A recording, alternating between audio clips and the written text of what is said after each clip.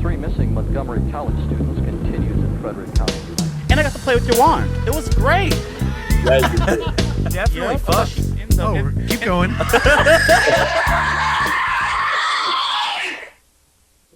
Hey guys, welcome to a new episode of Footage Foreplay. We're back to another What's regular up? episode with all 4 of us. Hell yeah. Woo! Yay! Full With house. no camera troubles this time, hopefully. Everywhere you Knock on look. wood. I know, yeah. Knock on wood. Okay, period. All right, what y'all got She going said on? full So I'm gonna house. start with you. You've been quiet. What you been up to? I mailed out our first wave of Uffy plushies this morning. Oh yes. Hell yeah. And yeah, it's exciting. I hope people post pictures with him because I know Erica, who attended Uff in person, she picked one up there, and every morning she started her day off with pictures of Uffy eating soup or eating cereal or drinking coffee or whatever, and it was just I love how those things came out, so I can't wait to see people posting them. I hope they do. Yeah, she had they some will. great pictures. Period. Yeah, but otherwise, I'm just I'm trying to readjust to normal life still. I feel like I'm not doing a great and bounce back very well after Up. I wanted to sleep for days, but it was not possible. So Yeah, not in the cards. no, Nope. Yeah. Okay, and how's Cliff doing? he's great. He is very talkative. He's very smart. He loves. He's started. I noticed when things are too loud for him, he started plugging his ears. I don't think it has anything to do with volume. I think I when do. when he's anticipating like a scare or something, he'll plug his ears. It's funny. Yeah, but he is still watching the F9 trailer on repeat, and he's just singing the song like Oh, I love it. He still loves that. without even it being on. So he's the biggest fan of Brighter Than a Thousand Suns currently. Well, and New Brain. He's a Oh. Sky Riley fan. He had me play that on repeat, and he just knows all of the words. And that like what part he does it so cute. Aw. Yeah, that clip I Nice. played, he does not sound like that anymore. No. He's growing too quick. Growing boy. All right. What about you, Evan? You've been gone for a long time. What you been up to? Well, I mean, you know, we kind of went over it on Tuesday. I was sick and I was We had a lot traveling of for a problems on couple of them. Tuesday. I've been Your cameras was all fucked. I couldn't hear nothing you were saying. So, well, no, so I've been tied up for the last few episodes, but since I got back from Uff, I've been on top of getting sick and decompressing, of course, trying to recover from because we do it at kind of an insane shift at Uff, right? Like we fucking get up early, Well, we do. work for like 12 plus, right? No, that's what I'm saying. Us as the team, like it's a No, 12 I meant plus us hour as day. in like not Fuck the off. one on the street smoking weed for and- 12 hours. And it's a long day. You're on your feet, you know, the whole time and shit, and you're moving. So you're roll, and also we're drinking and fucking staying up late after, like partying and stuff. So it's a lot. Your body fucking takes a toll, and There as we I get go. older, I realize it more and more. You know, I think at one point he came in and was like, I'm losing my voice. He's like, I've been smoking too much. Fucking well, idiot. because I hadn't been smoking cigarettes before I went out there, and so I've been hitting the Marlboro Reds pretty fucking hard on the sidewalk. How- you know, so they were How many do you think you had? while I was there. Yeah. Well, like 3 packs of my own, and then probably a collective half a pack bummed from other people. that's crazy. How many come in a pack? 24? 20. I've never thought to even ask how many cigarettes came in a pack. Wow, 20. Terrell, that's a good question. 20. I don't know if that 60, was shade or not. half, no, it's But, not. No, I'm So like I'm 70 genuinely cigarettes, shocked. basically, while I was there. That's a lot. for a week and a half. Oh, whatever. That's like one interview on this show. We've been watching So him the are whole your damn time. lungs like dark and brown and moldy now? Oh, I mean, my lungs were fucked long before F9, brother. Like, you know, yeah. No, and I don't really, like, unless I'm drinking, I don't, like, now that I'm back home, I only smoked earlier because I was hitting the whiskey. But, like, I don't, I just vape now most of the time, which is arguably just as bad. That's probably, just as so. bad. Anyway, Mhm. I've been What- busy since I got back from Uff. I've been working on shit. I've been making What you working on? making moves and fucking shaking, dude. I've been making What you deals. I got a shaking? couple. I got a gig. One gig I can't talk about. One I can. I'm running social media and doing like marketing and art and stuff for a guy named David Shields, who's got a new movie coming out, The Trouble with Men. And it's going to be fun. I'm excited we're kind of doing a fun like game sort of thing with it. So it'll be interesting to see how it all shakes out. I'm excited. But then there's a couple other gigs in the work, a design one that I can't disclose yet because it's not locked. I don't want to say I'm doing it until it's 100% green light. And then a VFX meeting I have tomorrow for a film that's coming out. So and just shit's moving, dude. Shit's moving. You love to see it. So I've been working. Nice. You had a good reception from Florida Man, so you're very happy about that. I am. Nice. I am. I've been working on planning you rising high. Period. Yeah. I'm getting a theater list together of people to hit up for the next kind of plan for Florida Man is a Florida road show where we're going to try to do like a 10 to 12 venue run, and show the movie across Florida. Yeah, because it's close enough that I could just drive to it. Like I could just sleep if I have to. You didn't say that in the last episode. So, I hadn't really even said I was doing that yet, but that's kind of the next plan. Other than doing some more fests if they accept it, that's kind of the main plan is to do the Florida Road Show next. And I think there's a West Coast thing up our sleeve too, so stay tuned for that. Awesome. All right. Well, Russ, what about you, girl? What you been up to? Ain't shit working. That's all I've been just catching up with the work I put off for the fest. I do want to say, Evan, it is kind of nice having you on a direct, straight on camera instead of that extreme side profile that you always have. Yeah, the angle I always have. I also forgot something I wanted to do in the OFFF recap kind of like hangout episode, which you should go listen to now if you haven't. But I forgot I wanted to show off all the shit that I got there, including some of the stuff we talked about. Like all of mine is basically still at your house. I brought that up. Primal Darkness Blu-ray. There's a lot of chaos in that last episode. We got Looky Loo on Blu-ray. Jason Sink brought him out and signed him. I think those sold out. Then David Dawson, of course. We have to fund his trip across America. So I picked that up. And then I went over to Severn. Last week I wore the sweatshirt for Denim Devil because fucking Zach will never promote it. And he had a bunch of deals going, just like anything, where they show up. So I got a bunch of great movies recommended by him. Mostly like porn. Hell yeah! You got to get something for Oksana. I bet there's good amount of bush in that. Which one is for me? Here for it.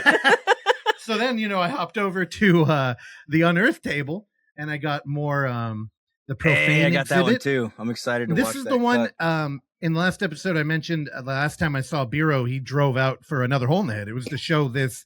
Although then he showed the like uncut extra version, which was kind of wild. And then more porn. Fantastic film if you haven't seen Dead Girl. But oh wait, no, I had more. I forgot. We got to fund the road trip. So I got to get all these. All these shit. VHS. Family and Leech.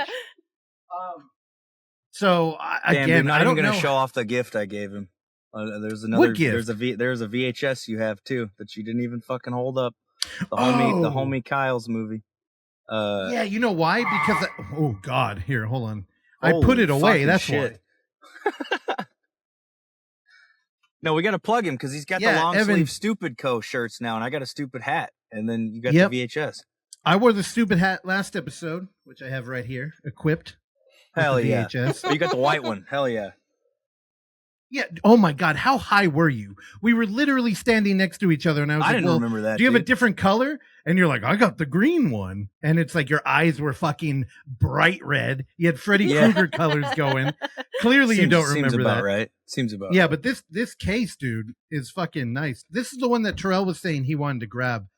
Did they sell out, Terrell? How come you didn't get it? I went back. There was gone. It was fine. Oh, because I went and grabbed them, and I brought them back because you wanted to get something. But then you were just talking about the comic, the zine, which the zine is tight. Again, I showed that last time. Yeah, the Cans dogs. Yeah, Can Dogs, dude. There's a second issue coming out. Like really? Of Can Dogs, yeah. Yeah. So that was like the flea market we promoted. I mean, next year, get ready. I mean, we're figuring shit out still, but I think we can even streamline and make that thing even better. And I don't buy movies like at all ever. So this was like the one time where I'm just like, fuck. They're right here, no tax. the money goes directly to the people. It's hard to like pass that up. And I mean, honestly, I want them to keep coming out. So it's like, spend some money, make it worth their while. Exactly. Yeah, but other than that, nothing. I did sneak out to the movies a couple of times, but I'll talk about that in the review. So, yeah, how's shit been with you, Terrell? Good. Just what you been doing? You got to give your update. Watching movies. I know I never do this, so that's why I'm just focused on y'all. But yeah, not much. Just work really. After OFFF coming back to life, OFFF was great, and I'm excited to talk about some movies. So, any plugs? Fuck, we should. Submissions are open now for OFFX. What the heck? What was that? They backed off, and and Virtual's coming up. But that's about. I don't know what the hell happened with the OnlyFoundFootageFans. Shout out to them too. Don't be mad at me. I'm wearing your hat. Is that picking up on camera? The little logo's down there. Okay, I guess that was good enough. I can see it. I've seen it. Was this a remix? Oh my god. Well, y'all know what that echo means. It's time for the coffee table. A segment for our sponsor, OnlyFoundFootageFans, creates a complicated game that results in us watching and reviewing an in-world camera movie. Last week, we were threatened via the internet. There's a giant show on YouTube, gets 1 million views every episode. And I think Terrell may had infuriated the dark web. They sent out a representative who kept stealing his beers out of my hands, literally. Homie had a gun. I wasn't ready to get into a fight. We love the Balboa, and I was like, I'll just get Terrell another one. But every time I went up there, he would grab them and then drink them in front of me, and it was very intimidating. But we were questioning, because he kept, if you follow social media, he kept threatening to have an agent stalk Terrell. It was like, okay, what? And some dude showed up in a mascot mask. It turned out to be Crumbles. We're like, we know this guy. So, no threat. But then he hit us where it hurt. And there's a show that we all watch where there was a direct message to us. Rod, dude. I don't know if y'all caught it, but here, I got a clip for us. Remember, this is why we need to respect the dark web. For those of you that can handle subtitles, I know that's not a lot of the Kill Tony fan base, but if you can, check out a movie on Amazon called The Coffee Table if you want your heart to beat out of your fucking chest. Saw that there's shit, one dude. person that knows about it out there. One real fucking freak out there. Yeah, all right. It's a crazy movie. Gotta watch that one. Coffee Table? Yeah, The Coffee Table. Okay, yeah, that's on the list, yeah. Thank you. It's hard to get in that show unless you get a bucket pool, but they did it, and they knew that would be catching up on that. And the message is loud and clear. I'm wearing the hat. Are you guys wearing your hats? No. He didn't give me a hat, girl. And I won something last week, and I didn't even get it. I thought I would win a hat or some shit. Oh, no. I still don't know what happened with the end of that. Already throwing down the gauntlet.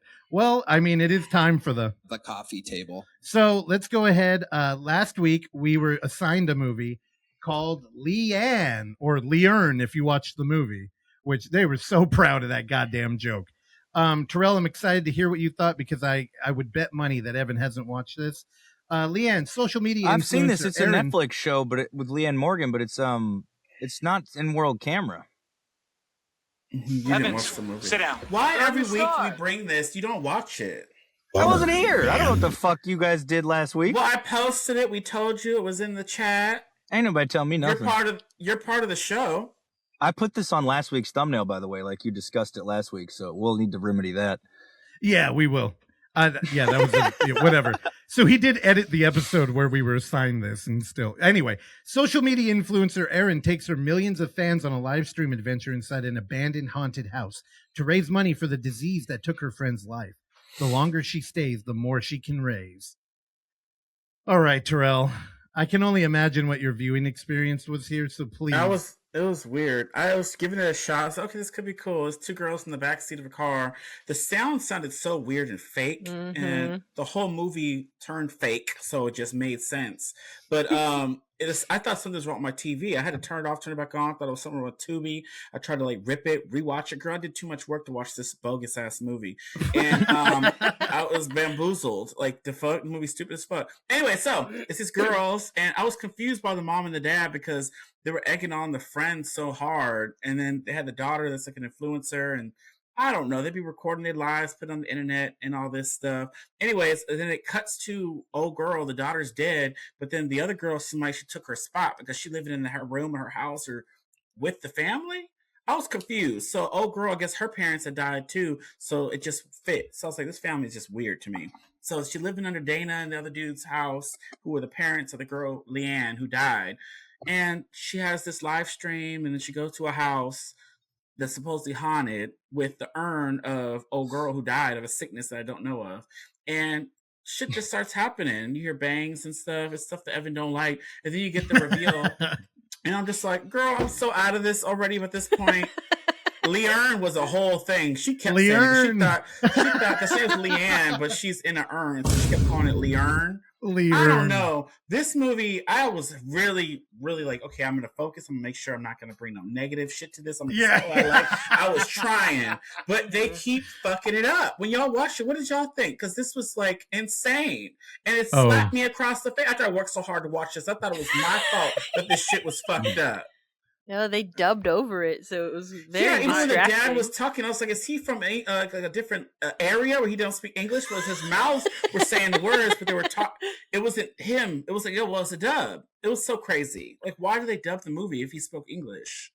The whole time I was watching this, I kept thinking of you saying, Rich need to get his ass beat. Yes. The whole time.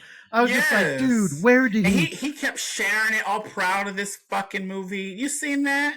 So it's go ahead. I think it's a COVID movie, first of all, because there might not be anyone in the front seat because it came out in 2022, so it was shot around that time, but it didn't explain for a lot of it. I was like, I also was questioning if the dark web had watched it before. I don't think they did. Too. I don't think they did. So here's the thing. What Oksana just mentioned is when they sent out the representative for OnlyFoundFootageFans, Rich, as part of payback against the organization that tortures us, I threw on the movie, the what the fuck was that called with the CGI poster? You know, this one. Get down, get down. What was that movie called? Get down. Oh, Dead Follows. Dude, I threw it on. And he watched it 3-4 fucking times. It was ridiculous. Why? Well, here's the thing. Evan's saying that like he watched it once, which he hasn't. But I put it on, and then nobody was in the room but Rich. And when I came back, I'm like, "Oh, is it torturous the second time?" He's like, "I don't know. I haven't seen this." So he hasn't even seen it one time. So he gave that to us. Oh my god! But then I heard that shit. The punishment, the real punishment. Thomas Burke was over here, and he kept rewinding it. And Tom thought it was so funny to be like, "Wait, guys, we got into a pretty good conversation. Maybe we should rewind it and catch back up." And it was, dude, shout out to Tom, man, because I heard that shit. Get down, get down. Dude, so, we got a little bit of payback. We got a little bit against them. But again, I think Terrell's correct here, and I would be shocked if they had seen this movie. And I honestly, I think Terrell did a good job of recapping this. The story is spread so thin during the runtime, which is an hour, 15 minutes. Yeah. So I think the only way to show what the hell we were dealing with is just to show you. So here's the opening. I've only moved through the very intro. I'm just going to let this play for like a minute. Oh yeah. And it's very hybrid, which I also felt was kind of a cop-out. It's like, it wouldn't qualify for the festival even. That's how like little in-world it feels. Well, I think there's a couple other reasons why it wouldn't qualify for the festival. Yeah. Girl. Damn, dude. Fucking got their ass. Hey, everybody. Forgive my mother and her old lady shaky hands. Road trip. Lianne, put on your damn seatbelt. You just heard What Dana's the fuck very is going on? Mother. Are you kidding me? Actually, Aunt's brother is the same. Hence why I connect better with this one. See? Just B-roll they voiced over? What the fuck is happening? Yeah. It's okay. The whole movie's like this. Anyway, Oh, hell no, dude. I've dodged a fucking bullet. Nope. You're on your own. See what I have to put up with, everyone? Stop making this about you. Where are we going? We're going on our last road trip together. With some fucking TikTok music in the background? Lianne, Dude. Really? Keep filming. Keep driving. Keep holding. Not how we rehearsed it. Well, I did the other way, so we're gonna do it. So the thing that's not clear here is that they are like content creators. I mean, so much of this movie, like Terrell was paying attention clearly because he did a recap. If you, so you know, last week we were talking about the goat, and I was talking about how we were just hanging out, having a good time, and the movie was just kind of playing in the background. If you tried to do that with Lianne, you'd get absolutely nothing. You'd be like, I don't even know why this is on the TV. Like, one, you would probably think it wasn't even found footage. But then two, you'd be like, I don't even know what the story was. And when you pay attention, it's still kind of like that. You just have to like get your cork board out and start connecting dots and be like, oh, she's a influencer. And then that girl died off camera somehow. And then this girl is now... Dude, it's so confusing. But you get slapped in the face in the end, though. Did y'all? I don't want to spoil it too much. We made it. But that shit was crazy. Like, what? Are you serious right now? Leanne, Evan, you lucky you didn't get to watch this stupid shit. She died of leukemia a month after that intro. And it's like, she was sick? The fuck? Well, that was why it was their last road trip. See, it all starts to come together. She was dying. It moved fast. And the mom was so rude, talking about, that's why I like this one more. I connect with this one more. I'm like, what the fuck? It's not even your daughter. That's so rude. I thought that was crazy. And they moved her in. And they moved her into her mansion. Dude, they lived in like a 4-story fucking mansion. I'm like, what? And why do they dub over the voices? I'm so confused. I thought it was something wrong with the audio. I think there was something wrong with the audio. Dude, I can tell you from the fucking 45 seconds we watched, there's stuff wrong with the audio. What the fuck? But the whole movie is like that. Evans, sit down. And Evan is currently working on audio. I'm working on movie, audio. So, yeah, dude. Fucking, like, I would have probably shelved it if my shit sounded like that. I would have just been like, all right, well, there ain't no way. We learned a lot, y'all. Let's fucking. Not with your face. No, I'm not with your face. Yeah, if your face was in one frame, that movie's going to see it. Yep. So, Lianne, who is that for? I don't know. Satan? Because it was clearly made for him. It was a piece of outsider art that I even had a hard time connecting with. I felt like I was getting pranked the whole time. You're the outsider art guy too, dude. You always use that term. You're always like, this is fucking outsider art and I'm here for it. I mean, I love Tommy Wiseau, but clearly aliens made this movie. I'm going to give it, oh God. I gave it 1.5. I think I'm going to give it 2. It's just, I would not recommend. No, not to anybody. And I think this was Lianne probably on Netflix for instead, me. And I think it was for me. Okay. So we both think they're trying to punish us. Yeah. All right, well. Clearly it was for... Who, is the drummer available? Yeah, the drummer's fucking... You're good, right? I don't know. When your camera was spinning around, I didn't see him or the armed guardsman. Me neither. So. I see nobody. Well, that's because we weren't recording an episode where they just showed up before this one. Okay. That's why it took me a second to get set up for the episode, because they had to get their shit set up, and they're fucking on OnlyFoundFootageFans time, so... Oh, the shortest review ever. Yeah, I mean, hey, you're welcome, audience. It's available on Tubi if anyone's curious. Lianne was 4. Can you hit it? Terrell. I knew it. I'm 4 for 4, bitch. In a row. I donated to BLM. What is his reasoning? I'm 4 for 4, girl. Is it racist? Because he'll always go for the basic clue if it's catchy. Coffee table? Fuck you stupid ass bitch. Let me tell you, that was the only thing that stuck out. And I wasn't the only one that was into that. Russell, can you co-sign that bitch? Oh my God, that's so funny, dude. Basic. Yeah. You basic Wilbur, the fuck? So he's saying, hold on, let's appreciate what happened here. He's saying that he read you and put a clue out there that would be catchy and then punish us because the movie would be work. That's, you know what? The clue was I heard that shit. The title of the movie. Yeah, remember? Oh my God. The way you read it. I like that. That's fucking diabolical, dude. Shout out to OnlyFoundFootageFans. That Ain't line that doesn't diabolical? even... Does anyone say her name like that in the movie? No. No. Lianne. It should have just been called Lianne. I don't think he didn't watch the movie.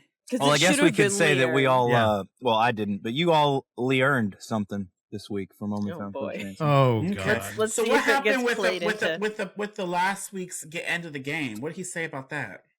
Oh yeah, read the email. There's nothing in here about last week. Because girl, I won and I didn't see no receipts. I think you might need to get in contact with the dark web's HR. We'll get them on here. We have a bunch of guests coming. That's so crazy. Oh, we don't need that. I was like, let's really torture ourselves and have them come on. Anyway, has it been a year yet? We got them once a year. It might not. Is it time yet? Oh, maybe. Maybe. Check. Welcome back, Foreplayers. This week we've got 6 clues for you to choose from. God. Let's find the basic ones that I can pick.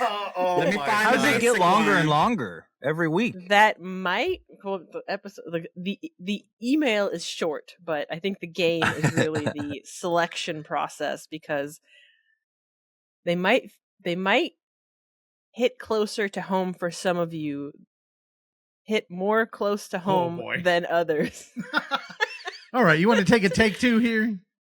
It's because I stopped mid-sentence. This week we've got 6 clues for you to choose from that we feel might hit closer to home for some of you more than you think. Don't take them personally, as you might miss out on some hidden gems with the misdirection. Your clues are: 1, gotta catch 'em all, Russell. 2, J-pop meets Ghost Ops, Terrell. 3, mind your manner, Evan. 4, you're so vain, Terrell. 5, distortion is high in Terrell's mic. 6. You got 3 shout-outs, dude. I got 3, bitch. I know. I thought it was 222, bitch. I know. You say it's worthy. Russ and Evan might not. Who's you? So Terrell? I don't get it because I'm the only one picking, but I have 3 Terrell ones. It's not doing the ching ching ching one. What is the other 2? The ones that you're not in? No, the 3 that he said for me. I don't want the subtitle one, the ching chang one. Oh, J-pop meets Ghost Ops, Terrell. Not that one. You're so vain, Terrell. Distortion is high in Terrell's mic. What? How are these clues for a movie, though?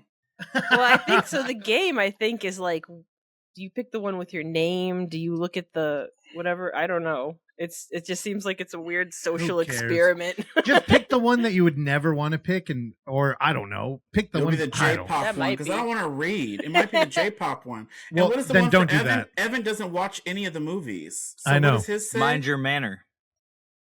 Why would he say that? I don't know because I'm a heathen. I'm gonna pick the Evan one because I just want to see what this is like because Evan don't watch shit and I had 4 right in a row. I won a game and didn't see nothing. There we go. So let's bring Evan into the mix and we're doing the Evan one. Period. All right, let's go. All right, we're watching Harland Manor. Harland Manor. Is Harland Williams in this? Harland Manor. Mm-hmm. Okay, I got it.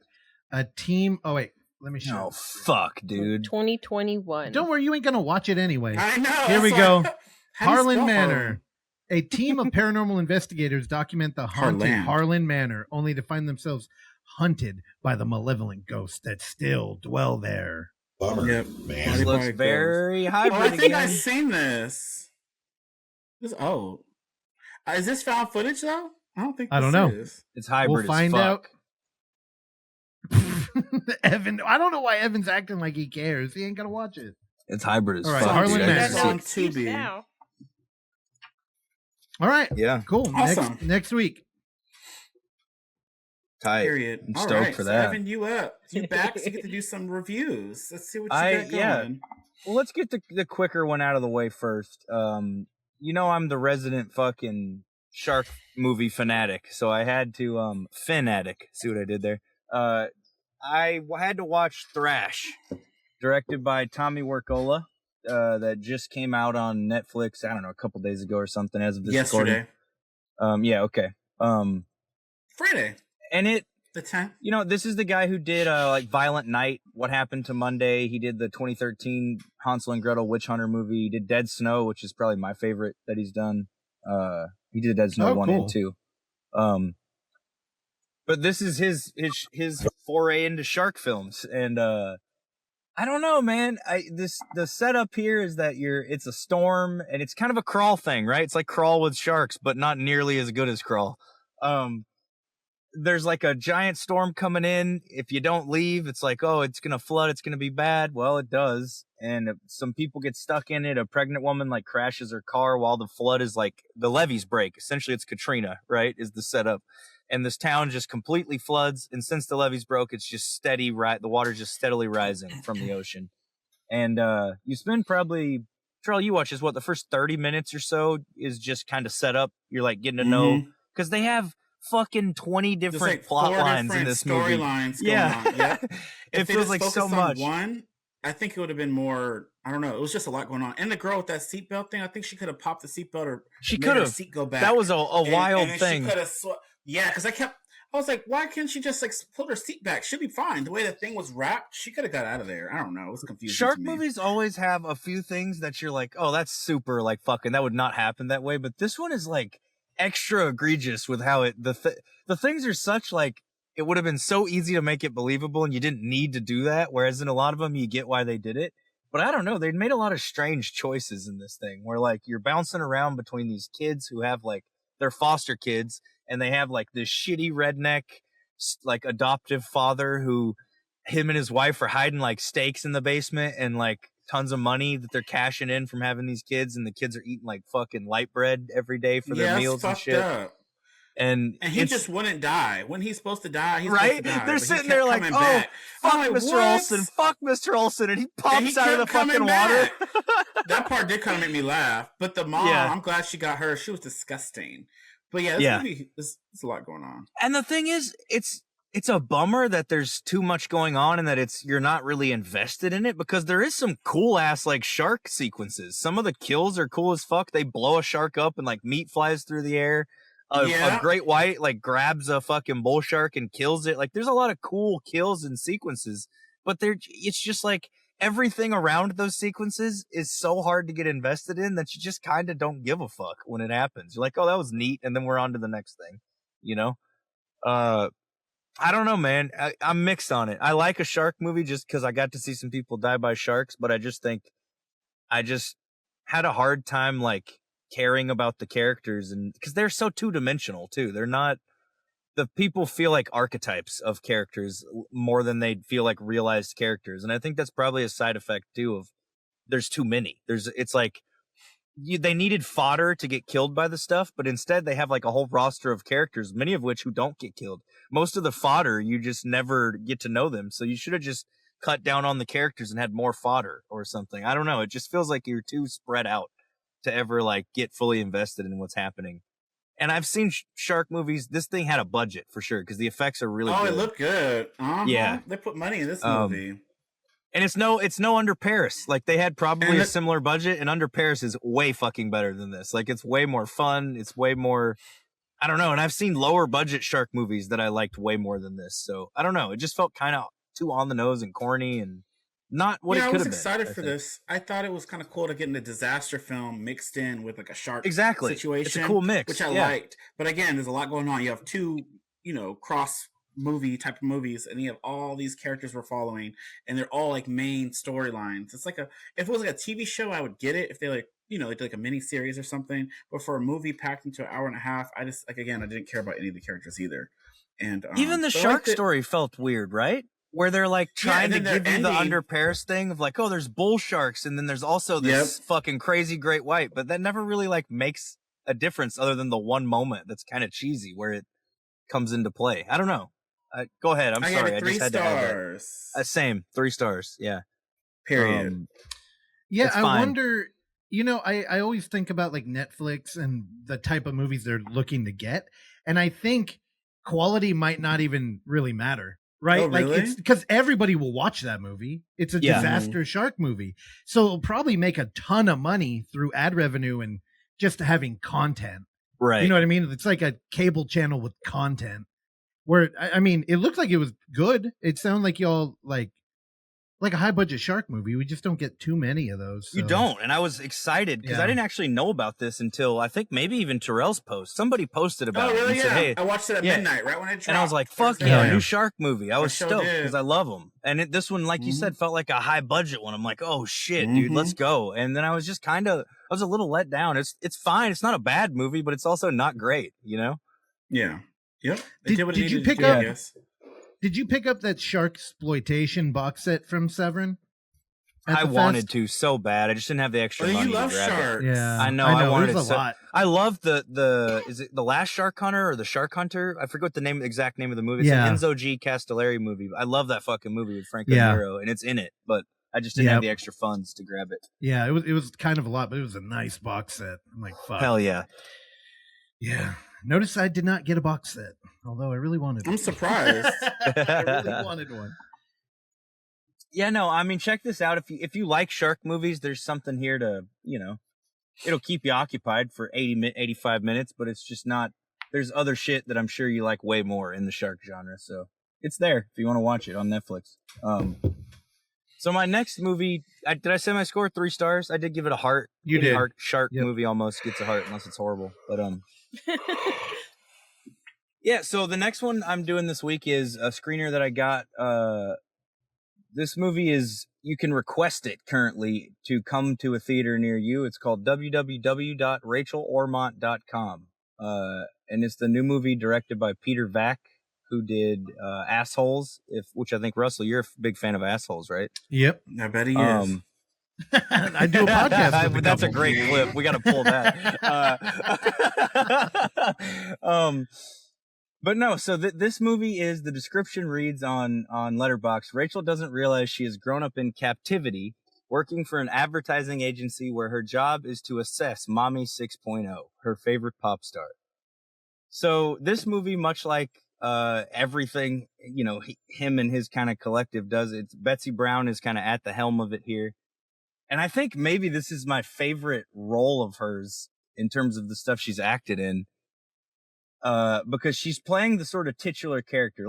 I guess I should set it up. So the movie opens with an advertisement from the NAAAA, the North American Assessment and Advertising Agency, which essentially boils down to, you can sell your baby to this data harvesting company and get a nice paycheck for it. And that's sort of the setup to the surreal world that we're living out with this movie. And Chloe Cherry, who I've mentioned on the show before and complimented her bush, is in this film. She plays Rachel, who the baby is sucking on the teat of as we open the film, and she sells her infant, who's feeding off of her, for $1,000 American to the NAAAA. As well as they offer her an opportunity to sell her own body for cloning, and so she does. She accepts, and they name her clone Mommy, and the latest model is Mommy 6.0, who I mentioned in the description, who is a pop star. And Betsey Brown plays Rachel Ormont. We'll get context for the last name later on. Who is this infant, all grown up, and she lives in like a shitty pod sort of room where there's like a desk, a bed, and like a toilet. It's kind of like my shed, but like my shed doesn't have the toilet. I have to go elsewhere for that. And it's in this big facility in like a giant building, and she basically, her whole existence is rating Mommy 6.0 on a screen every single day.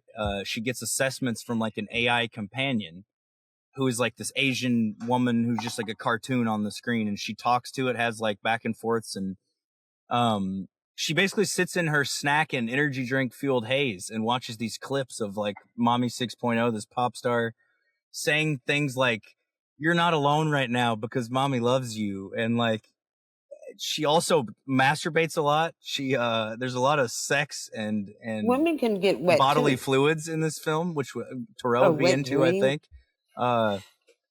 It's very explicit, and she practices kissing in the mirror with her own reflection after watching these videos of Mommy, and it's a very strange. Yeah, I've done that on multiple occasions. We do it in Florida Man, actually. Every if you night. haven't seen it. I'd do it in the mirror there. All of this surreal weird shit though feels like it reads like a metaphor for how people, for social media, really, for how people sit around scrolling through this shit that they're over-analyzing and over-assessing and fanboying over a lot of stuff. And it just, at the end of the day, doesn't have any real significance or value. Like, it's just brain rot drip feeds. And like, so I should say the main character played by Betsey, it doesn't ever explicitly say it, but she comes off as like mentally deficient in this film. Like she says things like, the color today is blue, and why is the color blue? And like she talks like this in the movie the whole time. Betsey's like this in the movie. And dude, it's fucking it's very strange. And but it all comes across as like these brain rot drip feeds we get on social media make people retarded because they cause people to like live in this self-imposed bubble where they don't like engage with anything meaningful or educational or like of value outside of just this like manufactured world that they're seeing pictures of. And it kind of goes into that of like of how there's so much everything you see on social media is like it's what people want you to see, right? So it's like it's fake. It's not, it's all manipulated and fucked with, and it's like all for a goal or for to go viral or for some fucking ultimately hollow thing. So she gets to continue with the story of the film. She gets promoted, so to speak, after she reports to her superiors that mommy is trying to contact her and kiss her. And they move her into this like green screen room and they have a GoPro like mounted on her head, and she's in a green screen room with a couch, and they give her a vibrator, and she's basically a human performance advertisement for this vibrator where she's live streamed to the internet, and it's depicted as like an audience of people watching her, but really this audience feels like it's supposed to represent the comments, you know, the people who are watching the video. And so it's like people screaming things out as she's like jerking off with this fucking vibrator, this crazy fucking vibrator. And they like force her to stay in this room and keep jerking off with this vibrator while these people scream crazy shit. Some of it's helpful, some of it's horrible, some of it's like, it reflects a comment section where it's like a mixture of deranged and normal human beings, leaning deranged primarily. She eventually though gets overstimulated by this vibrator and freaks out and has a meltdown. So these fucking like military operative looking motherfuckers come in and carry her out, and she gets sent to solitary confinement where she is only given a laptop, and she falls down this like social media rabbit hole. And I'm not sure if she really gets adopted by her. I think she imagines this. She imagines are these aliens? She imagines she's been adopted by the Ormonts, which is where her last name comes from, who are like this influential and seemingly politically like controversial and also secretly Jewish family. Oh my god! Who the parents? Is it racist? The parents are played by Ron and Jane Brown, who are Peter Vack and Betsey Brown's actual parents, who are making an appearance in, I think, all of their films, but most of them anyway. The whole damn movie. I know. Well, no, so I don't have to watch this, girl. Her sister. We're maybe 30 minutes into the movie. No, no. God. It's like the most. Talking for 30 it's minutes. so maximalist and fucking over the top and like insane. Like it's a movie that I had to watch a second time to be able to discuss. You watched it twice, and you couldn't watch the OnlyFoundFootageFans movie. Because the first time I watched it, I just had to soak it in. Terrell, you don't hear this? Check this out. Hey, no, and on Monday he was over here and we were gonna watch it, and he told me turn it off. He's tired, and I was. So I said, "Hey, bitch, but you always watch these movies without me when you promise you won't." He went, "No, this one I will." He watched it twice without me. What? He didn't even tell me. I didn't even get a fucking message. Yeah, not even a. Yeah, I'm done with that. You can't trust this man. I have no comment there. Yeah, goddamn. So I just sat at home and I was thinking, bummer, man. You didn't even know he watched it till today. So he don't watch the OnlyFoundFootage movies, but he'll watch this shit twice. This is an incredible film. Just you let me keep going. So with it or something? No, I didn't actually. Yes, surprising. you did. I think you could jerk off this movie for sure. There is full penetration. There is explicit sex in the film. But Evans, the sister of the Ormont family is played by Dasha, who I got to see it if Dasha's in it. I have nothing to do with that. But Scary of 61st, brother. She's an edgelord icon. Red Scare. ETV. Anyway, the movie, let me stop with the story. It goes to insane fucking places. Like it's so surreal, and it's like the movie's engaging even when you don't really know what the fuck's going on, because it's just so different and interesting and like abstract what's happening. Because you're trying to figure out what everything is and like apply meaning to it in your head. Bro, and I we just figured it out, girl. I really think, dude, you could, and I said this to Peter in the email. I think you could I'll have to cut my review back to back this movie with Baby Invasion, and it would work. Like, because they're thematically kind of attacking this modern culture where it's like always online and constant stimuli, and it's all fake and just I don't know, dude. It's fucking fascinating, and it's very raw and surreal. And so, what did you learn from this movie since you watched it twice? No, I mean, have I not? Did I talk for 40 minutes and you didn't understand what I learned from it? I mean, no, you just explained the movie and the sex. So, what did you learn from it? The movie and the sex. It sort of takes a theater of the absurd mind approach here, and a lot of things, if you look at them for exactly what they are like, what the fuck is this? It's nothing. So you have to do you have to really like apply your own meaning to it. It's on top of the art house. Like it's fucking on the roof, Evan, naked. It's curious. Like, so when you were talking, I pulled it up and I let the trailer play, and I think it looks really appealing to me. I'm also a fan of the artist involved, but we know a couple of other filmmakers who you watched it with, and who'd you watch this with? So David and Lex, but they don't. Nobody else liked it on the level that I did. Yeah, and I liked it the first time as an experience, and the second time I liked it even more because it was like I was able to kind of.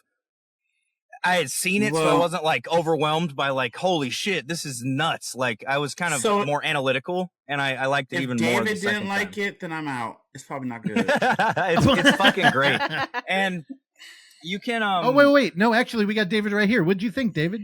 Damn, dude, finally a good one. Oh shit, Terrell, he's in. You can go right now if you're listening to this, and RachelOrmont.com sounds appealing to you. You can go in your web browser to www.rachelormont.com and look at where it's going to be screening near you, or request a screening to come to a theater. Terrell. If email's easier, do hello@rachelormont.com and ask them to bring it to your town, and they will. They must have paid you. Or they'll try. I don't want to speak on their behalf that they will. They'll try. He's trying to get a job. Don't you see that? He just talked about all these people he's working for.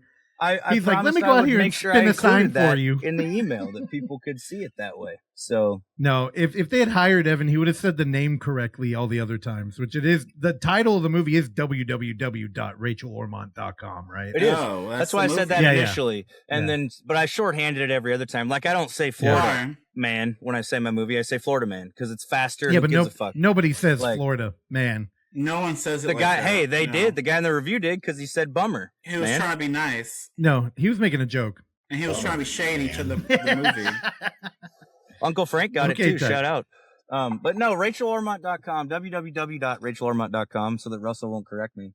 I really like this movie, and I like its kind of take on modern culture, and I think it does, like Baby Invasion, a good job of kind of abstractly representing these things and allowing you to no matter which side you fall on, form your own opinion. And I think after a second watch, dude, I'm torn between a heart. Oh, it got a heart. I'm torn between a 4 and a 4.5, but I think I might go 4.5. Damn, not even a 5. That shit! I thought for sure it was gonna get a 5 because I need a third watch to give it a 5. I think it's one of those movies that I think it would go to a 5. But like I'm still unpacking it because it's got layers, dude. Go fuck yourself. It's got layers, dude. So Terrell fucking killed himself, dude. He's gone. No, this movie though is really fucking good. Russ, I don't know how you gonna come back from that, girl. I'm gonna try. I recommend it. It gets an Evan stamp of approval and instantly went on the favorites of the year so far list. So yeah, Evan's getting a tattattoo, but he can't give it a 5 star. That wasn't a 5 star, and then he proceeded to say he needed to watch this a 3rd time. Bitch, you got 3 found footage movies that you should have watched. Oh my god, damn. Unfortunately, the screener only had 2 watchers, so I'll have to wait. I'll have to demand it come to Waynesboro if I want to see it again. Oh shit, that theater will be packed and confused. Yeah, dude. There might be a small riot in Mississippi after that movie plays. Oh, no, that's my movies for the week, though. I loved Rachel Ormont and was lukewarm on Thrash. So, yeah. Bummer, man. Exactly. That was all right. So, Russ, what you got for us this week? That's got to stay in the library. That's great. Oh, my God. You gotta follow that girl. I know. Holy shit. So, first off, I want to go ahead and say that I gave myself homework last week. If you listened to the episode when it was me and Terrell, a much quieter and simpler time, we brought up a movie, The Goat, that was recommended, that was assigned to us by our sponsor, OnlyFoundFootageFans. They have brand new hats. Hopefully the code works on them. I do like them. Very we didn't even do a commercial. Oh yeah, you want to? Right now would be a great time. Okay. maybe don't steal his beer and you'll get a commercial. No, he ain't even got his store running yet. That's what? True. So The Goat, which is I honestly, I'm not even sure if this movie's available. So I did go back and watch it, but I do want to say that I did some digging and I found that it played at a film fest called. Now check this out. Why did you do some digging? The Desmond District Demons. Well, because I really wanted a synopsis and I didn't want to go to Letterboxd. I don't know why. And, we just did a film fest and we always write up art. So if you have the book, Oksana, do you have it over there? No, you take it back. You took it. You made sure. If you have the book, then all the write-ups in here are, there are writing. A lot of them, shout out to Sam did them, but Terrell, Evan, we contributed. Yeah. So in here, I found that they did a write-up. So here we actually get some context for The Goat. In 2002, a group of friends stumble into a domain of an ancient evil, and little do they know, that evil has assimilated someone doesn't belong. Shot on camera from 1999 and using genuine found footage of the era and its cast, The Goat is a one-of-a-kind folk horror nightmare. So, Terrell, when we were hanging out, the conversation of what is analog kept popping up. And now that I've sat down and watched this, and with the handful of other analog, self-identifying analog movies, I would say analog are shot on video films that are usually found footage horror that have a particular focus on nostalgia and memory, using tapes as kind of a visual metaphor for an imperfect memory. Now we live in the era of DSLR and beautiful crystal clarity, and I think people are fucking bored of them. So then you get people I don't know. There's so many shot on video filmmakers who are doing it in the modern era, and we get heavily distorted 4:3 frames, interspliced with a lot of home videos. I wouldn't call Florida Man that, but it definitely. If I saw an analog tag on that movie, I wouldn't be shocked. Yeah. And really? Yeah. I mean, it is. A lot of it is kind of in an in-world camera setting. I think a lot of it is blending literal reality. So in The Goat, if you remember me and Terrell talking about it, we saw people going and hanging out, and then every now and then there were real home video footage, and then at the end there was a monster. Well, I watched it this time, and the first thing I got to shout out is in the very beginning of the movie, a character is wearing a crew neck that has a picture of military men moving through a jungle, and it has the line, "All gave some, and some gave all," which is a very military. I was about to say that's straight out of the military, right? Yeah, it's a very hoorah kind of slogan. And the thing is, I was looking at it, I'm like, wait a minute, that image is fucking Tropic Thunder, and it is such a subtle, cool sweatshirt that I was just like, fuck, where can you buy that, right? I couldn't find it online, so that's the first shout out for them. But the film, dude, it never stood a chance, Terrell, when we were sitting there and drinking. it's really a mood piece. It's a collage of like reality, and a lot of all of the home videos are actual home videos, and the friends are actually friends. So Terrell had a homie who submitted a short this year for in person, and we're actually going to show it in virtual because they couldn't make it out. But very similar vibes. Like, it's kind of a record of the moment in their life, and it's also a fictional horror story. So in this one, you get a lot of good shots of like urban decay. Like, there are modern ruins in the forest, and they're exploring them. And then we pivot into more familiar territory where we start exploring like the Airbnb. Actually, I think it was a family home they were staying in, and start discovering some shit there. Also, their friends start vanishing, kind of, a la the Blair Witch Project. But they never really provoked anything other than just looking around. So this is a very like subtle, nuanced analog film. And honestly, Evan, I think if any of them, you might actually get something out of Dude, this sounds tight. I actually watched the other night. I think Terrell reviewed it on the show, that movie Faye, which F-A-F-E-Y, which is on Found TV. I don't know if y'all have seen it too, but it does a similar thing where there's a lot of childhood footage. Didn't you review that, Terrell? Is that where I heard about it at? I don't know. Faye? It sounds familiar. Yeah, no, a bunch of people posted about it. It's got a bunch of childhood footage. I actually want to hit up that director and just tell him I liked it because it had a lot of. It doesn't do things maybe the way I would have done them, but I think it's really cool how it uses the archival footage in the same way that like Florida Man, and it sounds like maybe this movie does too, where it's like uses real shit to like sell the fake shit. Let's just get to it. Terrell's trying to play Evan off. I definitely had a better appreciation for it this time. Terrell, I don't think this movie would work for you, even if you were like in the mood for it. Shade. No, it's not your vibe. It's a very downbeat kind of, there was, when I was watching The Goat, first off, I know why it's called The Goat now. That we just completely missed it. That's how unengaged we were. But the other thing is, there's almost like a resolution vibe here.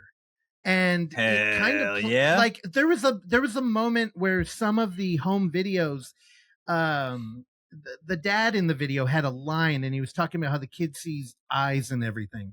And I started thinking about like, oh, what if there was like a haunted home video, and then you like using the camera kind of gave like imagine turning on the cameras, opening a gateway, and now you've allowed something out of the tape to kind of, I don't know. It definitely sparked a lot of ideas, and it hit really well. So yeah, Tyler, good job, dude. I'm excited to see what you do in the future. And you see here, it won the Audience Choice Award at the fest. So shout out to The Goat. I think I give this 3.5 or a 4. What? I don't know if I'm really in the analog mode yet. Like, it is kind of a complicated. That movie's 4 stars. I watched that with. No, you didn't. I sat there as witness to you actually not watching the movie. And again, Terrell, I don't think it would work for you anyway. But to go from this to Lianne, they're not comparable. There is a story here that you kind of like. When you pay attention to this movie, it rewards you. The reason I don't think you would engage with it is the horror trappings are kind of like, we're not reinventing the wheel here. And once you get a whiff of where we're going, it's like, it's pretty clear. But all of the other stuff was pretty rewarding. So I hate that I kept using that word, but yeah, shout out The Goat. Good job. I again apologize, but I was having too much fun with Terrell. It happens when you hang out with them. So the other movie, again, I saw Dolly. I very briefly here. I thought that movie looked fantastic. Shooting on film will never get old. I'm bummed out that so many people are like, oh shit, another Texas Chainsaw. It's like there was so much more to Dolly than just being another Texas Chainsaw. The last 90 minutes of that, so it seemed cool from the like first 10 I watched with y'all. So Dolly, the other thing is my one complaint. This character, the slasher, was so effective and was an ogre in kind of like doll costume. And it was very effective, very cool. I liked everything about like the sound design. This movie's very polished. The one thing I fucking hate, when you have a mask that is working like this one, please do not do the manufactured scary shit. Like, I hate how there's like a busted out eye with all these cracks and they're perfect. And it feels like it's that like, might just be so that she can actually see through it, because I get it, right? but I'm saying that the mask is like, it has that, like, when you have Raggedy Ann or like Raggedy, what is the girl's Raggedy name? Evan? Raggedy Ann, yeah. And then you have Annabelle. And it's like, we couldn't just use that doll probably for IP, but then you come out with this like slappy looking, rosy cheeks, creepy proportions. Like, don't over creep it. Like, I think this could have just been that mask and it would have ruled. That's honestly good life advice. Don't over creep it. Oh my God. So yeah, I really dug this thing. My only complaint would be that it is kind of like familiar territory again. But God, watching it and like the aesthetics, the film, yeah, man, so much fun. It was jarring though, because of how it looks. Jump scare. Like, I thought it was a period piece. Like, I thought it was in the 70s, and then she's on like FaceTime in the car, and I'm like, oh. It's funny that you're saying that, because when I was watching it, it kind of washed over me. I know. I just Me assumed too. it was a period piece. It took me a second to like connect the like, because they both also look of the era of like 70s movies, like, or movies trying to be in the 70s. I'm like, wait, but no, they're taking pictures on. I think I said that out loud because of what's his name's tattoos, and I'm like, oh, it kind of ruins the period. And you're like, well, they were just on a cell phone, and I'm like, oh yeah, I'm an idiot. Yeah, I'm like, yeah, I think I was like, it's kind of like It Follows. But the mask makes me think of too the movie I've been seeing a ton of ads for. I'm sure you guys have too, which is Frankie Maniac Woman from our homies that did Traumatica. And it's got a very similar mask, but the Frankie Maniac Woman mask is way cooler, honestly. It's like a more Leatherface looking thing, and it's way sicker. Oh, tight. We're overdue. Homie was supposed to come back and do a Scream 7 episode. Yeah, well, there we go. Now we have a reason to cash it in. Yeah, they got a new movie. Yeah. It's a slasher that's also very Texas Chainsaw, but it looks sick, dude. I'm here for it. All right. So, last movie, I promised, Terrell. This is the one, me and Oksana had a date night. We went out to an Alamo pre-screening for Mermaid. This is from Tyler Cornack. A drug-addicted Florida man finds a wounded mermaid at his lowest point. When word spreads about his secret, he'll stop at nothing to protect her.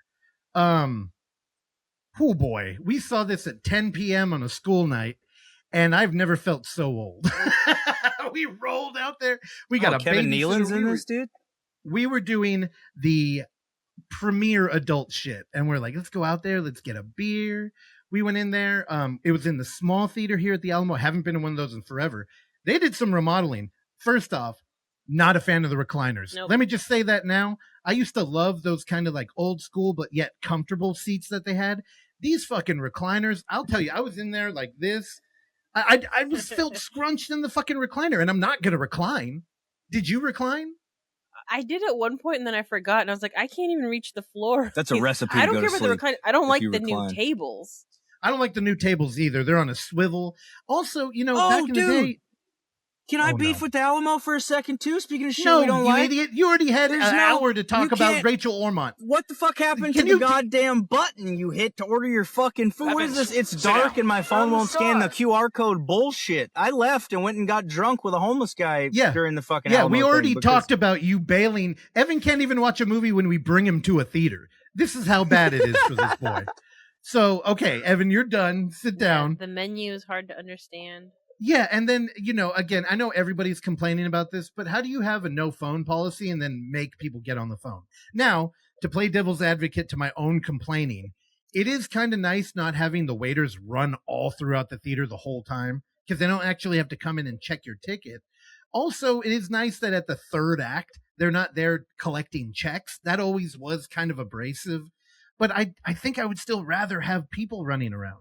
Now it kind of feels like a fucking isolated event when you're there at the theater and you're just kind of like alone in this cramped ass chair. Like, yeah, but it was beautiful and it sounded great. So Florida Man, Tyler Cornick, for Mermaid, the Florida Man movie by Tyler Cornick. Now, if you listen to the Overlook Hour, you might remember that Clark Little bullied me into watching a movie called Butt Boy.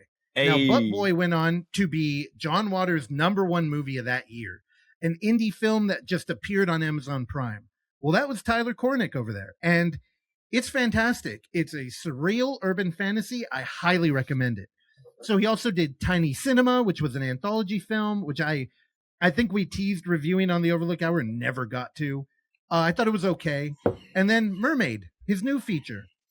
Now, again, a drug-addicted Florida man finds a wounded mermaid at his lowest point in Florida. This movie feels like a character study, where it's kind of like, man, Florida's zany, ain't it? And I can't help it. I love Tyler's vibe, and he's got kind of like an elevated Adult Swim, kind of like Tim and Eric style. I think he does surrealism really well, and he's funny.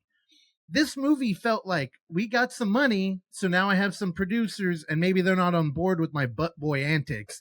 So it felt a little like walked back. Like I could be projecting here. Oh, like the producers kind of chipped away at what his initial idea was. That was a butt boy reference because the guy's name is Chip. Good job.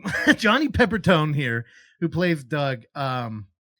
He is playing a kind of lovable loser, except I would say the problem is that he's not lovable at all. His day job is that he works at a strip club, which of course is very neon and got a lot of character. They have a giant fish tank in there, and he's the guy that jumps in the tank and cleans the glass. Damn. And it's, it's interesting, and it's like, oh yeah, Florida's like another world. Except that, man, we know what Tyler can do, and I just don't feel like it ever reached that level here. We do have Robert Patrick has a big role in here. He's the landlord of Doug. Then Kevin Nielsen. Now, here's the thing. The problem that I have with this Doug character is that he's a single father. He's only had sex one time, and it resulted in a pregnancy. The baby mama is hot and apparently has a lot of money, and is her new husband does. Okay, he's got a lot of money. Who's Keith, played by Kevin over here, and the thing is that the movie almost is in a war with itself, where everybody's kind of supporting Doug, and they're there, and they, you would think this guy's left alone and it's him against the world, and it's not. And actually, he's kind of a dick. So the mermaid in this movie is very horror forward. It's an ugly mermaid. She's got kind of an elephant man head. She's just not pleasant. And you get the vibe that maybe Doug here is, looking to, maybe get intimate with it, but it's clearly like a horror monster. And it even opens up. This movie opens with a kill, and it's Tom Arnold. And it's like, what the fuck? Like we're kind of digging up all these celebrities from the past. And I'm like, is this a horror movie? I think I literally asked you in the middle because I didn't think it would be. And spoiler, it's not. It's kind of more of a whimsical comedy. But man, I don't know. It's one of those like hard to watch comedies because of all the really shitty decisions that the main character makes. Yeah, it's kind of a romp in Florida. It wants to be a indie film that's kind of a character study. It also wants to be like a surreal slice of life film, which I don't think it really. It kind of feels like a horror movie that never fully commits. And really the horror is just that our protagonist that we're anchored to is doing a bunch of drugs, which they don't really villainize. It kind of is played off like he could keep operating. Robert Patrick is shaking him down for rent. And then, yeah, I don't know. This one, it was a mixed bag for me. I'm very happy for Tyler. I hope his career keeps moving forward, but yeah, I don't know. I don't think this would work for either Evan or Terrell in this case, which is kind of like a rare thing. So yeah, I think I don't know. I give it like a 3. I think I'm probably going to forget about it. And I'm bummed. I forgot the kill in the beginning. Yeah, and well, it's kind of the thing is they're leaning really hard on the Florida man vibe, and I'm kind of Florida overdone. So I don't know. Florida out. I think this one's just bummer, man. 3 stars. It was a Florida dud, huh? Hey. Yeah, we had enough of those this year. So all right, Terrell, I'm done. Check the Letterboxd ratings. I'm just saying. Terrell, wake up. All right. That was great. I like Mermaid, TikTok. So that's kind of bummer to hear that wasn't good. Well, Terrell, what was that movie that was selling out the theater all the time down here? The musical one, the like really good mermaid movie. The Lure. Yeah, that was great. Yeah. That one, it's fucked up because the mermaid, you know how they have an ugly mermaid in that movie, but they play with it like the mermaid mythology? Yeah. You would think they were going to do that here, but they don't. And it just, I don't know. It felt like the mermaid was kind of tacked on. Did you see the feature the movie's called Mermaid. In between Butt Boy and Mermaid called Tiny Cinema? Yeah, I talked about it literally in the beginning of this review. Oh, I was pissing, I guess. Continue. Okay. Terrell, your turn, quick. All right. So it's been a long day, y'all. All right. So the movie I'm going to cover is Faces of Death 2026. Hell yeah. All right. I ain't never seen the original, girl. I'm just going to start with that. That's but wild. I did watch it after, kind of. Oh, that's... So the movie is about, and this movie kind of like, okay, I'll just start with, this movie had a lot of other movies that it reminded me of, brought together. I liked it, by the way. This movie was spectacular, in my opinion. I like the acting was great, the characters. Anyway, so it was very meta, I will say. It got Scream vibes. It brings you to the social media and the way social media is today and how people perceive it, receive it, and what they do with it, if that makes sense. Oh, Rachel Ormont. Also, it's very American Sweatshop in a way. If you guys remember that movie I reviewed on this show with the girl from Riverdale, American Sweatshop. She was also in Forbidden Fruits, which I reviewed here as well. But anyways, it's very much like that movie. So this movie, Faces of Death 2026, is a woman employed at a website content moderator, like American Sweatshop, comes across a series of violent videos reproducing death scenes from a film. So basically what we have here is somebody is recreating the kills and elevating them from the Faces of Death movie. I love how they brought in the original movie to this, made it meta during a time of people in social media, like I said.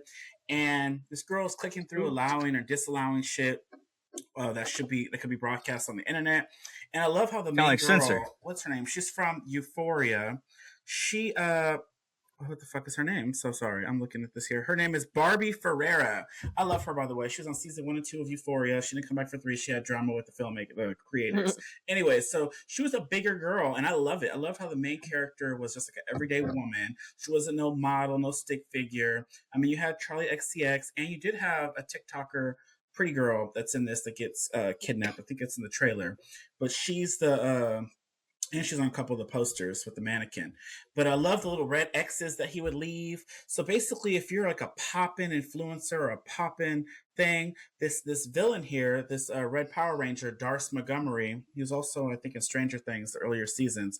He's like our villain who wants to recreate the Faces of Death. So he goes after big influencers like her, and he broadcasts them, but he films them in a certain way where they could come off as fake, but they aren't fake because they're real. Does that make sense? And it was so clever. Yep. I was so in. I never seen the original, so me watching this is like, fuck, I gotta go home and watch this part 1, part 2, part 3, part 4. But those are different movies. I came home the next day, I tried to watch, I was like, what the fuck is this? Like, girl, 1978, they showed all this weird shit. And it was kind of cool though, because it's cool to see those kills. They show it in the new movie too, like what he was referencing. But and I love how they pulled in Reddit. Russell loves Reddit, so girl, they pulled in Reddit in a cool way. Reddit mod for sure. I was thinking that when I was looking at the trailer. Yeah, I like the roommate vibe with the characters. I don't know. This movie was great. I don't want to keep y'all. We've been here for a long time, but I love this movie. It has some good gore. I wish it had more gore though. I was expecting a bit more, so that kind of like took me for a loop. But it has drama, tense, it's meta, it's very Scream, very American Sweatshop. I like the lead actress. I like the lead villain. I like their cat and mouse games they played together. There's a few twists and stuff that I just love. You know, kind of stuff I like, and that's all in this movie. And it's Faces of Death 2026. I highly recommend it. 4 stars. Check it out. Period. Damn, you loved it and gave it 4 too. What's up with y'all? Love means 5. Love means 5. No, I don't. 4 and 5. I don't know what y'all scared about. No. You didn't love this movie. 4 stars. You strongly liked it. I strongly liked it. I don't give a fuck. I feel like it could have been gorier. There was a few funny scenes, like when there's, I don't want to be mean, but you know, when there's a couple of chase scenes. There's 2 chase scenes. There's a skinny girl running. She was running so fast, but this bitch get popped. And then you got the big girl, the main character. She's running, help, like this. And I chuckled because I was like, he's shooting and missing the big bitch, but then the skinny bitch, she was a perfect shot. So it just made me laugh. Certain things, I don't want to spoil it. I wanted to go in on this movie, but I didn't have all the energy. Y'all took my energy today. But I was just loving. I loved it. 4-star. I could give it 4.5. take it, Emma. Keep it. I loved Faces of Death. And y'all need to go watch it in a movie theater. Period. I put your energy in a dropper and put it in my eye. Is that why it don't work? They fixed it. It works. I don't know I don't get what you just said right now. But yes, period. And now there's a lot of new movies coming out, y'all. The Mummy, I'm excited to go see. Michael Jackson movie, girl. So period. Tight. You are not the only person I heard complain about the gore, though. I think just the Faces of Death title got a lot of people who are like hungry for some dolly action. And they get out there and they're like, what the fuck? Yeah, there's some decapitation. Well, the good news for those people is the new American guinea pig is here. Okay, no. We don't need that. I'm just saying, I just thought sit down. It could have been more of that, but I guess that wasn't the complete story this movie was trying to tell, if that makes sense. Y'all gotta watch it to see what I'm talking about. But if it did have more, I think it was something a 5-star movie, bitch. Hell yeah. Because it kind of drags at one point, but then the third act comes, like me a good battle, a good chasing, a good fight, and a good female empowerment moment. I'm here for it. So all that brought me back. I was like, oh my God, yes. Clap Theater was clapping. It was such a good movie, y'all. Yep. Post Terrifier world that we're in. You need the gore. You have to do it. So that's it for me. Y'all got anything else? Nah. Feels good to be back. I missed y'all. Good to be back, y'all. Y'all want to go play Do Not Disturb, doing D&D? Do not turn disturb. A fucking air conditioner on. No, it's hotter than the fucking devil's dick. And he's very familiar with that. Get ready. We're gonna have guests back. So I know these weeks have been crazy, but so is our lives. So yeah, we'll be back to the regular schedule. Yes. Enjoy the rain, everybody. We'll see y'all next time. Bye. Bye, y'all. Love y'all. Thanks for listening to Footage Foreplay. If you enjoy the show, please consider leaving a review, sharing it with a friend, or simply hitting like. These small gestures are a great free way to support this mayhem, and if you find some footage we should be fondling, email us at footageforeplay@gmail.com. Check back every Tuesday and Thursday for new episodes, and remember, don't skip the foreplay.